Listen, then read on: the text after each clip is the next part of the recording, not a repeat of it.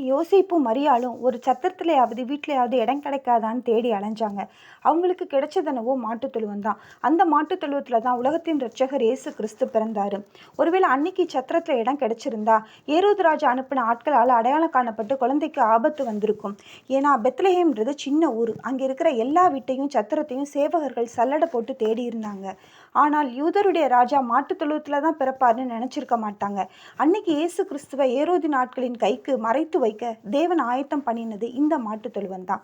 ஒருவேளை இன்னைக்கு நம்மளுடைய வாழ்க்கையிலும் கூட நாம் தேடி அலைஞ்சு அல்லது விரும்பின ஏதோ ஒரு விஷயம் கிடைக்காம இருக்கலாம். ஒருவேளை நாம் விரும்பின விஷயத்தில் ஆபத்து இருந்தால் அவர் நமக்கு மாட்டுத் தொழுவத்தை தான் காண்பிப்பார். அது ஒருவேளை அழுக்கா அற்பமாக இருக்கலாம். ஆனால் அதில் தேவனுடைய பெரிய திட்டம் மறைஞ்சிருக்கு. அன்னைக்கு மரியாளுக்கு மெய்ப்பர்கள் அனுப்பி நற்செய்தி அறிவித்த தேவன் இன்னைக்கு மெய்ப்பர்களாகிய ஊழியக்காரர்கள் மூலமா வார்த்தைகளை அனுப்பி நம்மளை திடப்படுத்துறாரு. சாஸ்திரிகள் வந்து குழந்தையை கனப்படுத்தினது போல ஏற்ற வேளையில நம்மையும் தேவன் உயர்த்துவாரு.